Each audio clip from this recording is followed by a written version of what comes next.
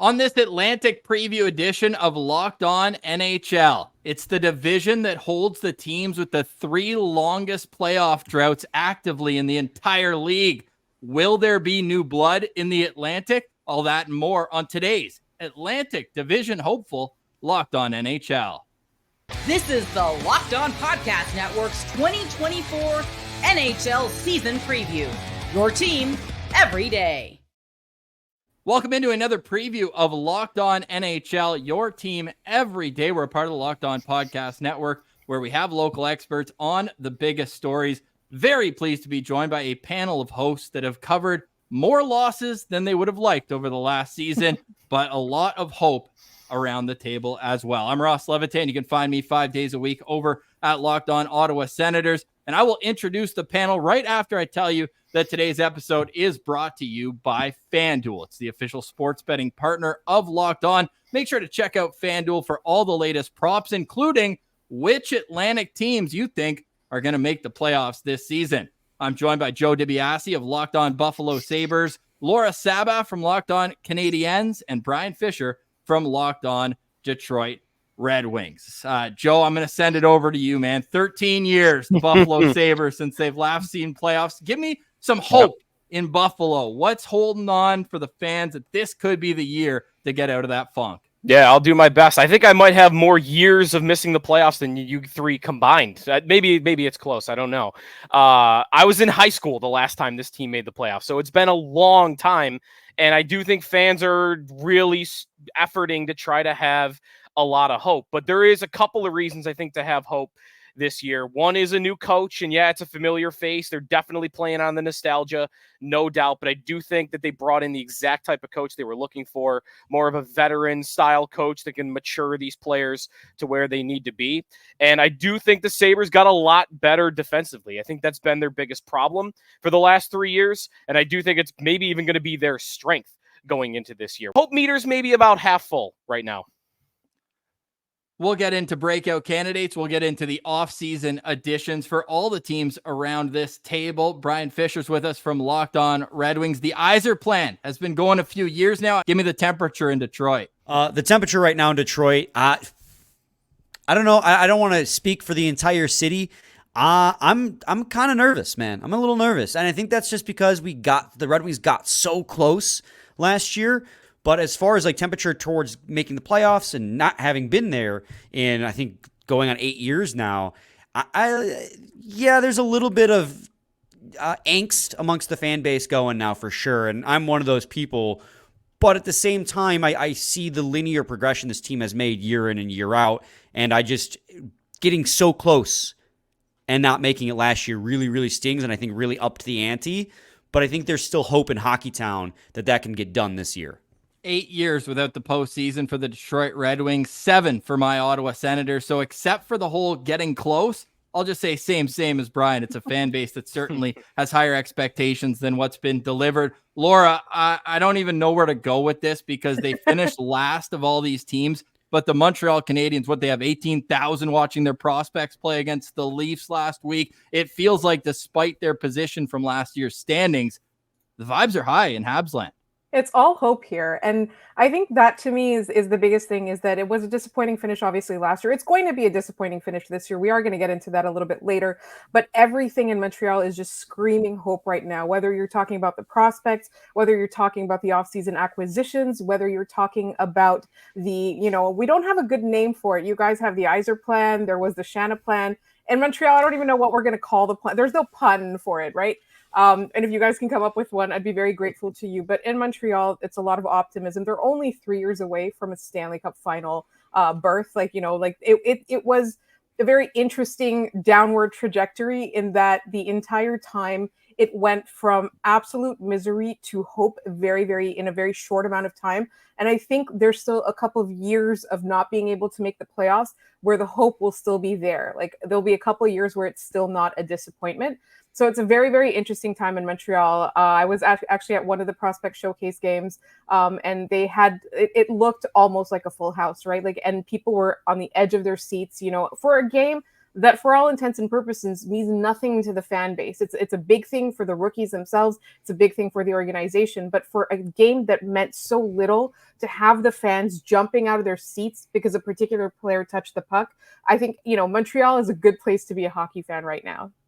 And we'll get into why more with some of their smart offseason acquisitions, including Patrick Laine, among others. Some big names coming to the Atlantic, but there's already some big teams. Let's go through it. It's 8 years in a row for the Toronto Maple Leafs and the Boston Bruins making the playoffs. 7 straight years for the Tampa Bay Lightning. The Florida Panthers, only 5, but they're all going to be collecting Stanley Cup rings at some point next season.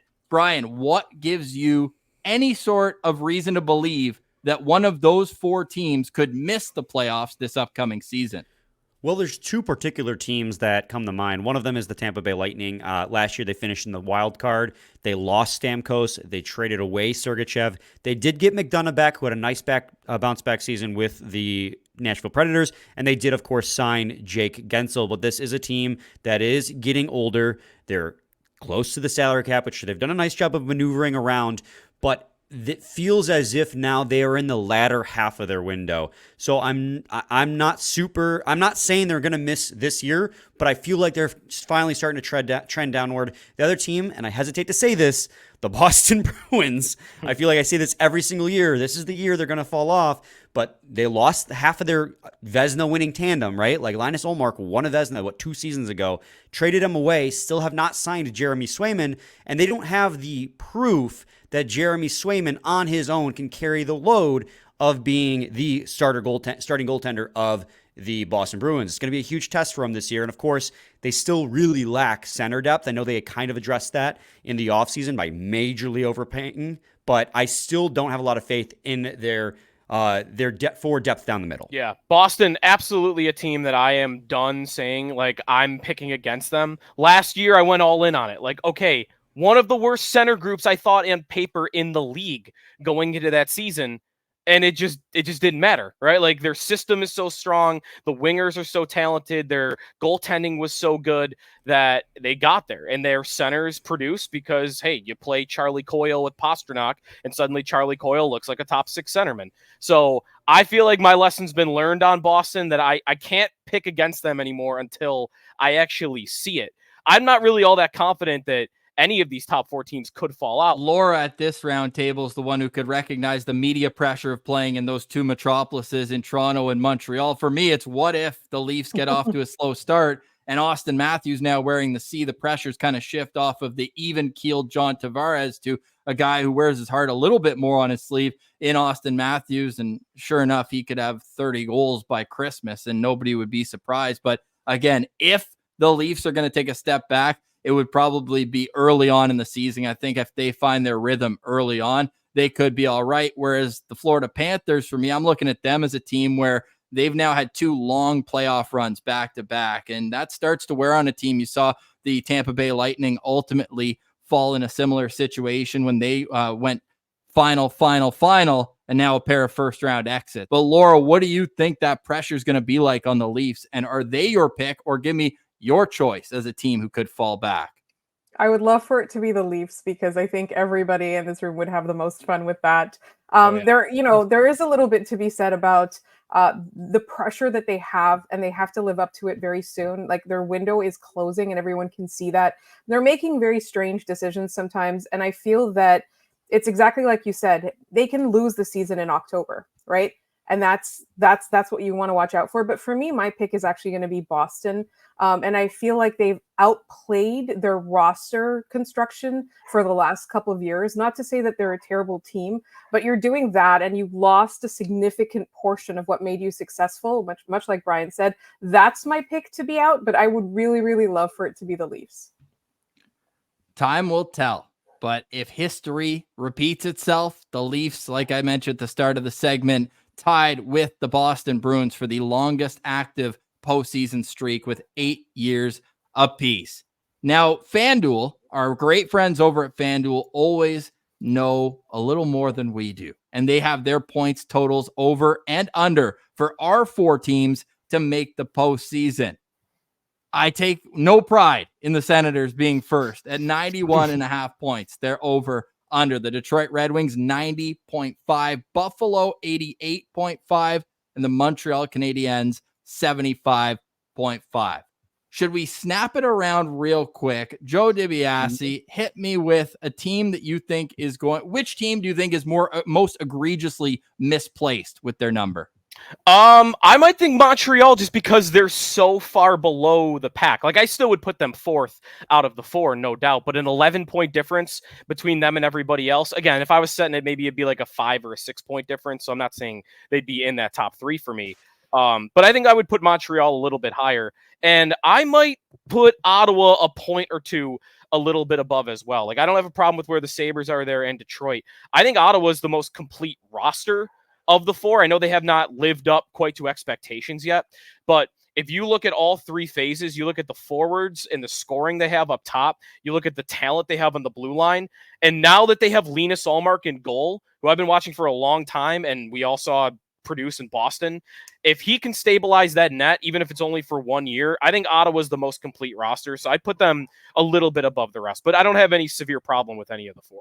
Well, we'll discuss that in the next segment, Joe, and we talk about our biggest acquisitions, because a lot of Bruins fans, a lot of NHL fans have said, yeah, Linus Ullmark was great. Look at the team in Boston in front. I said, no, look at the numbers in Buffalo on a not-so-good team. More on the big acquisitions who came to the playoff hopefuls in the Atlantic Division. You're listening to a very special preview edition of Locked On NHL, your team every day.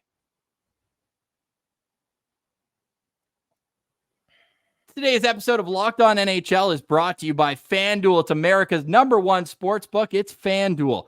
FanDuel is my favorite place to go when I'm looking to feel a little something on a game, even if I'm not super interested in it. All of a sudden, I go, put a unit, and I'm feeling great. So you can too with FanDuel. You can always check out all the latest odds, all the latest props, and parlays over at FanDuel. It's America's #1 sportsbook. It's also the official partner of the Locked On NHL. You just heard us talk about the over-unders for the season. You can bet on that. You can bet on awards. You can bet on it all at FanDuel. So go and get the new customers $150 bonus bets. Who doesn't love free bets? You can get $150 in bonus bets with any winning $5 bet by just going to FanDuel.com/locked-on. That's FanDuel.com/locked-on. New customers, $150 in bonus bets. You just have to win a $5 bet. FanDuel, it's the official sports betting partner of the Locked On Podcast Network. Welcome back to a season preview edition of Locked On NHL. You can find all of our local experts on the biggest stories 5 days a week on the Locked On Podcast Network. You can find us on YouTube, free and available wherever you get podcasts. Just search Locked On, your favorite team, right here. Laura, your team made the most recent big splash, acquiring Patrik Laine. Was that the biggest offseason move, or did it happen a couple months earlier at the draft? I think it was definitely the draft. You know, it sets them up for their future. Getting Ivan Demidov was a huge, it was a lot of luck. It was a huge home run, obviously. I think people were generally happy with that draft. I think, you know, we were expecting something to happen, and I think the Canadiens got the best player they possibly could have gotten that will fit in with their future plans. So that was a big reason. And you know, we were not even recovered from that excitement when they traded for Patrik Laine. I think that's a huge short-term acquisition, and that's why I agreed with Joe, you know, when he said I would put Montreal's odds a little bit higher with that point total, because Patrik Laine is going to make a huge impact. It's undeniable that Patrik Laine has a massive amount of talent. And I think, you know, his playmaking ability is extremely underrated. Like on Locked On Canadiens, we had David St. Louis of Elite Prospects, EP Ringside, who kind of broke down what he brings to the game in terms of being a playmaker. He's not known for that. That's not what people credit him for. I'm not going to sit here and say his defensive game is great, but he, you know, offensively, he brings a lot of talent. He's expected to play with Kirby Dach, who creates a lot of space for a player like that. He's great at finishing. He's great at scoring goals. So I'm really, really excited to see what that is going to look like. And, you know, I don't think that Montreal is going to be the team that breaks in and makes the playoffs and, you know, dethrones Toronto or Boston or something. But I do think that it's going to be a lot more fun to watch Montreal. And I think that a lot of the players are going to have their game kind of bettered by having Patrik Laine around. And the Detroit Red Wings were active this offseason. I think they brought in every other goalie available at one point. Who's the biggest addition for you? Well, it'd be cheating to say keeping Patrick Kane, but he would be my number one if he qualified because they signed him like 6 hours before free agency started. So I'll go with Vladimir Tarasenko, somebody who you are intimately familiar with, Ross. He played 3/4 of a season with the Senators last year. They lost David Perron to your Senators, and they needed a top 6 scoring punch. He's not the 40-goal scorer he used to be, but he's still got a cannon of a shot on that wing, and he's likely going to play on a second line with Patrick Kane, who's very capable of feeding Vladimir Tarasenko. So I think there's a lot of excitement for that second line. I know JT Compher is not he's not going to make people be wowed at the idea of him being the second line center, but he was a very good second line center last year for the Red Wings. I think just coming shy of his career high in points with the Red Wings. So I think that second line has quite an incredible scoring punch, although I'm not thrilled to see that line play defense because Tarasenko and Kane are not very well known for playing that. But I think in terms of, trying to replace some of the offense that they lost last year, especially like Daniel Sprong going to the Vancouver Canucks, Tarasenko is going to go a long way to making sure this team keeps scoring goals as they try to improve defensively.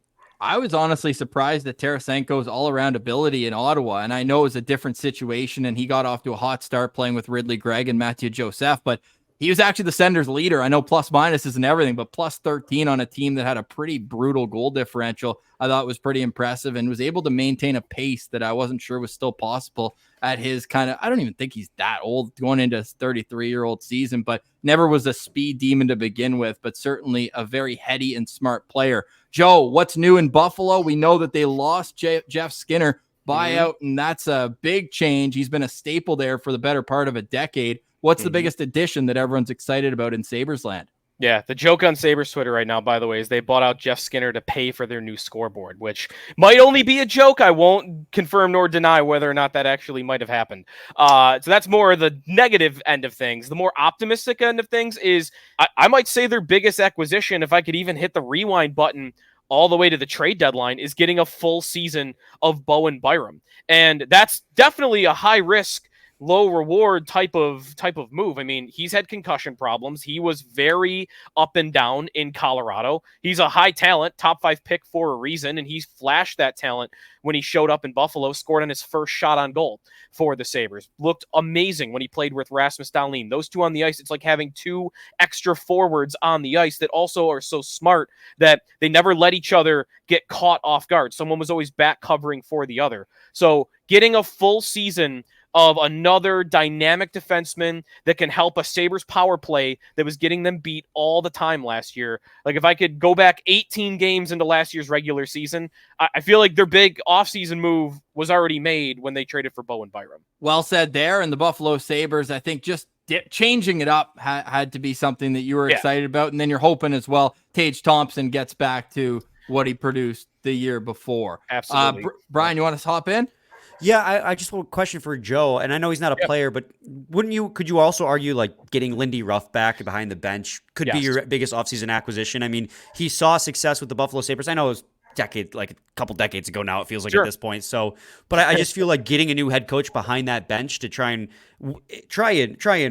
get what is a very good core over the hump. I think that's huge for you guys. And I do too. I think I'm very optimistic about Lindy coming in. Like, I think any criticism they get about, oh, you're just bringing in the old coach, like, to me, that's deserved. The organization has set themselves up for that kind of criticism for 13 years. But I do think two things could be true. They could deserve the criticism for just reaching into the well and bringing back the guy they know. And it also could work. And the status of the organization, like, there were reports they tried to get Craig Berube. I just don't think they rate enough as a team right now even to get guys like that. So Lindy's relationship is maybe the only way they could have gotten a coach like that. And when I say a coach like that, it's a guy that's going to hold these guys accountable. And Dahlin was one that was front and center right at the end of the season, talking about how they didn't feel like they were practiced hard enough. They didn't feel like they were held accountable hard enough. And maybe that was considered a shot at Don Granato. I think Granato did a great job developing, but I do think there was a want in the organization, and maybe from some of the leaders like Dahlin, like, man, come on, let's go. This is professional hockey. We shouldn't be, we shouldn't have soft coaching like they were getting. So I think Lindy coming in will establish that. But it's, again, up it's a risk because you don't know how players will react like that. It's one thing to talk about wanting to be held accountable, and then when he's bag skating you in the third week of the season, let's see how much you really like it.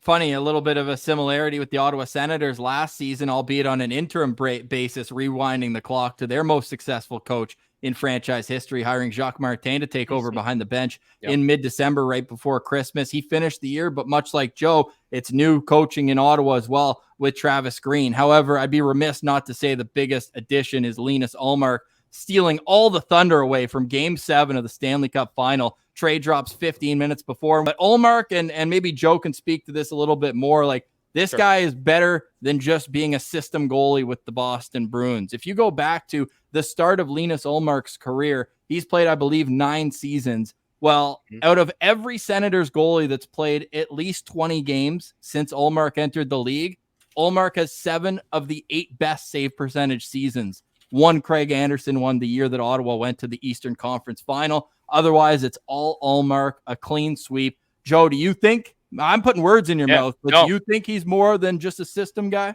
I do too. I think he's almost kind of had the opposite ends of the spectrum. I think he had maybe the best system when he was in Boston and won the Vezina, and in part because of it. And then he maybe had the worst system / blue line in the league when he was in Buffalo, and he was putting up, again, not like Vezina numbers, but above average numbers. So if you go like into the weeds on like some of those goals saved above expected numbers when he was in Buffalo, he was a top 10 goaltender during his time here. So in Ottawa, maybe you have a middle ground there. And to me, what that means is you have a reliable number 1 goaltender. I wouldn't bet on him to be an all-star or win the Vezina, but to me, he is a quality goalie in the NHL. And I think of the teams in this division, like it's why I mentioned it when we were talking about the betting odds. I think it could be the move that has the biggest impact on any team that made a move this offseason in the Atlantic. Especially when you see the Senators ranked dead last in goals saved above expected. So they had the most goals saved below expected, and it was in double digits below the 31st place team. Joonas Korpisalo, as they're calling him in Ottawa, because a lot of 4-goal performances. And Forsberg was a nice, easy one. We just added the U to that. But yeah, Senators goaltending needs to be better if they want a chance. But what if things go wrong? I cringe to think it, but it could be a reality for all 4 of these teams. On the other side, we will discuss what the fallout would be. And I can see Laura smiling because it's just head in the clouds. We got another free year on the bingo card until Demidov comes over from Russia. We'll finish that conversation next. You're listening to a bonus season preview edition of Locked On NHL. It's your team every day. Today's episode is brought to you by Game Time. It's the official ticketing app of the Locked On Podcast Network. I actually just used Game Time last week. I got me and 5 buddies tickets to the Ottawa Senators home opener by using Game Time. And I used the promo code Locked On with a new account, and it was as easy as just getting my order in, and $20 just disappeared right off the bottom. I also love how Game Time has the Game Time pick. So when you have the app, it will just send you things that you would be interested in. No fluff. Nothing 5,000 kilometers away or million miles. It is just in your area. Game Time Picks has it all for you. So as I mentioned, because you're a listener to this podcast, you are entitled to $20 off your first purchase. Just go to the Game Time app, create an account, and use code LOCKEDONNHL, and you'll get $20 off your first purchase. So download Game Time, create an account, Locked On NHL, LOCKEDON NHL for $20 off your first purchase. Terms apply. Download Game Time today. What time is it? It's game time. Welcome back, Locked On NHL, your team every day. We're a part of the Locked On Podcast Network, and here we're all hopeful. Things are going great. The Sens, off-season champs 3 years in a row. It feels like the hype always carries to October, and then it's a direct hit down after winning the home opener the last few years. But things have been bad to worse in Ottawa, and I'll get a little more to what that means if the Senators can't prevail to a playoff spot this season. Laura, do you care at all about the postseason? I mean, obviously we do, but given that the fact that, the Canadiens are not expected to make the postseason until at least next year, and a wild card, if that, everything this year is a bonus, right? What one player does well, it's a bonus. There's fun games to watch, it's a bonus. Everything just feels like found money right now in Montreal. And if they don't make the playoffs, the consequences are not that dire or negative. It's going to be expected. People are going to grumble a little bit about not having a top 10 pick, maybe. Let's say like they pick 12th or whatever. There'll be a little bit of that. But, I think this season, the biggest thing is people are just hoping that nobody gets injured. There were so many injuries in the past couple of years, just because they want to see some of the core develop together and kind of see what they've got in the chemistry and the pairings, who's going to make the team out of Laval. There's one spot for a defenseman. There's 4 players knocking on that door. There's a lot of like that kind of stuff. So at the end of the season, we're just going to know the answers to those questions, right? There's no downside to this. If they crater another high pick, if they challenge for a wild card, it's fun. We're playing meaningful games in March.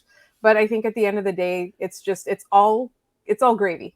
Brian, what's the feeling on the Yzer-Plan? This is obviously a franchise legend, a guy who came with so much respect from what he did, building up the Tampa Bay Lightning to the championship pedigree. But now we're going on like 7-8 years. Is the clock starting to tick? Yeah, so this will be the sixth full season with Steve Yzerman at the helm, and he took over an awful situation. That's been talked to death, right? Like, there was nothing left in the cabinet. Ken Holland left him with awful contracts on the book. Like, let's not forget, Justin Abdelkader stuff and all that.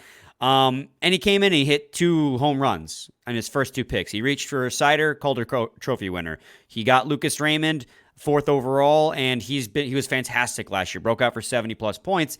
And the teams made progress every single year in the standings to the point this last year where they missed the playoffs on a tiebreaker. And now I finally have a problem with the point system now that it affected the Red Wings negatively. I think that if they miss the playoffs this year, what you'll see first and foremost is I think you might actually see Derek Lalonde get canned. I don't think that coming out of the gate there's that much heat on him. And this team has seen 2 steps forward in each years with him behind the bench. But at the same time, both of those years, we saw 2 huge collapses with him behind the bench at some point during the season. So that's why, for me, the consequences of missing the playoffs this year would first and foremost be reassess your head coach. This is a team that has a defensive first head coach whose team doesn't know how to play good defense. So if at the end of the season, this team's not playing better defense and they miss the playoffs again, I think he's probably the first one to go, and I think the heat will really be on Steve Yzerman to make the playoffs after this year. Not many general managers get 6 years of missing the playoffs and not get questioned for it. He gets that because he is who he is to this organization, but if they miss the playoffs again, and even worse, they take a step backwards, it's going to get worse, and I think deservedly so. At some point, the heat has to be turned on underneath Yzerman's seat. Ottawa, I mean, it's kind of strange to say because it's been so long since they made the playoffs, but the ownership trickle down is going to take a little bit longer than people wanted to. Patience is wearing thin, and this year they built around the core. They insulated them with 2 Stanley Cup champions and Michael Amadio and David Perron, and again, a stabilizer, Nick Jensen, and the goalie we talked about, Linus Ullmark. So if that doesn't work, now all of a sudden you have to look at the core of the team that just did not get it done last year. You look at Tim Stützle, 1 power play goal, 1. And it was in San Jose against the 32nd place team in the league. So they just need internal growth. But if it fails, yeah, there's going to be a lot of eyes on, and I think some might be media driven. Brady Tkachuk came on Locked On Sens this summer and said he loves being in Ottawa, but there's 31 other fan bases that will drum up the what do we need to trade for Brady Tkachuk? It's not working. So that's going to be what happens if it goes wrong for the Ottawa Senators. Hey, you had your chance, Laura. The 2018 draft, he was on the board at 3rd overall, and Jesperi Kotkaniemi was just a little bit ahead on the Habs list. However, Joe, you know a thing or two about high draft picks. What if you get another one this year?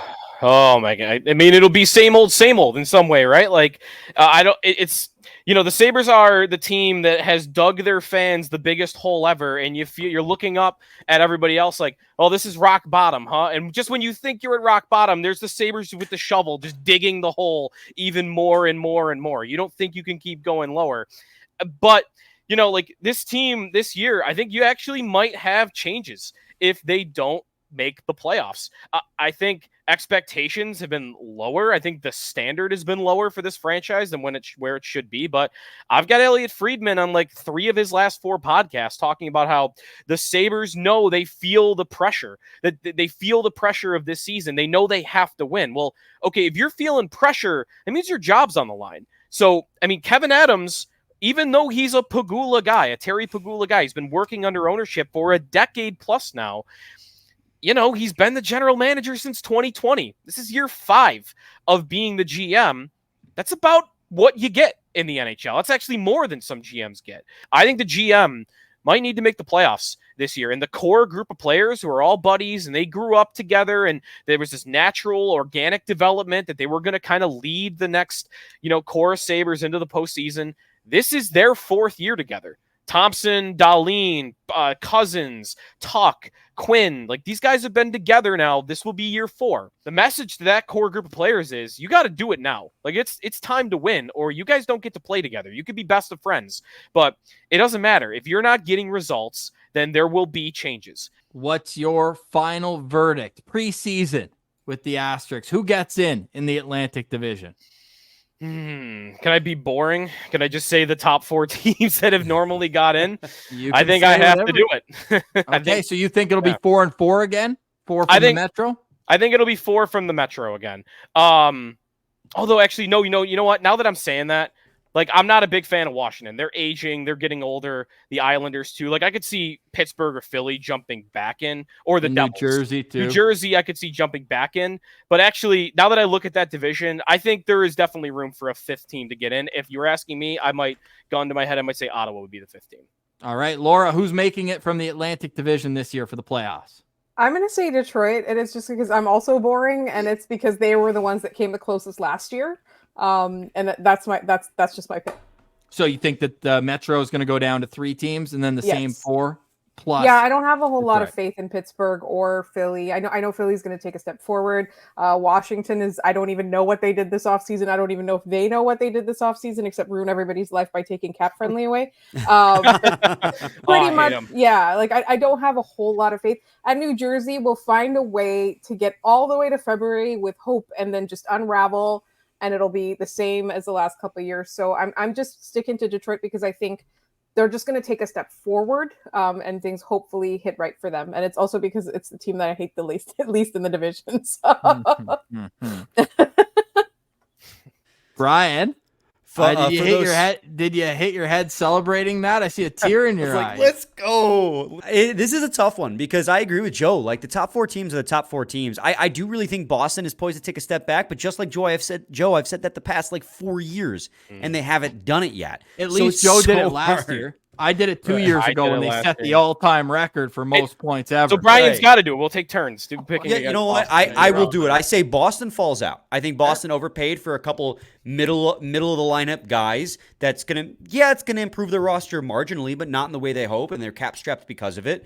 Who knows if Jeremy Swayman can really take on 60 games like they're going to hope he can, unless Jonas Korpisalo becomes a great systems goalie for them. If he becomes a great system goalie, I'm deactivating every social media account I have. No, so I promise you that. I will say I think, and because I also have no faith in the Islanders, that team drives me nuts so much. They made the playoffs because they led the league in overtime losses. Yeah. When I was talking about how I don't like the point system, that was why. 16-point overtime losses is why they made the playoffs last year. They had less regulation wins than both the Capitals and the Red Wings. I think the Islanders fall out of the wild card picture. I think Boston slides. I think Detroit, and I think Ottawa. And to be fair, Ross, I predicted your Ottawa Senators to have a great year last year, too. I thought the Red Wings and the Senators would be right next to each other because everything that has been said on this podcast, that the Senators have such a great core of players. Now they have Linus Ullmark, too. Like, it's just been getting out of your own way in terms of making the playoffs for the last November. decade. And they're just out of it so early that it's like there's no point in even paying attention. Now, here, I'll finish off with a little scheduling quirk. So the World Junior Championships are in Ottawa this year. So Ottawa's going on a 13-game road trip. Now, it is split up with the Christmas break, so they will have time to leave and then come back. And I think their last game, they'll fly home and go back. But with that, 10 of their last 11 games are at home, and their 1 road game's in Columbus. So the building is either going to be as packed as it's ever been, or there's going to be 5,000 people there each and every night. There's no in-between with how the Senators are going into this season. But I'm going to be boring, too. I'll be the most boring, and I'll say it's the 4 teams that got before and nobody else. So Florida, Tampa, Toronto, and the Boston Bruins. You'll hear from those four hosts in another roundtable. We'll hand it over to that. For now, we say goodbye. For more, of course, you can subscribe to Locked On Canadiens, Locked On Detroit Red Wings, Locked On Sabres, Locked On Senators, and of course, Locked On NHL. Laura, Joe, Brian, pleasure chatting with you all tonight. This has been a special season preview edition of Locked On NHL, your team every day.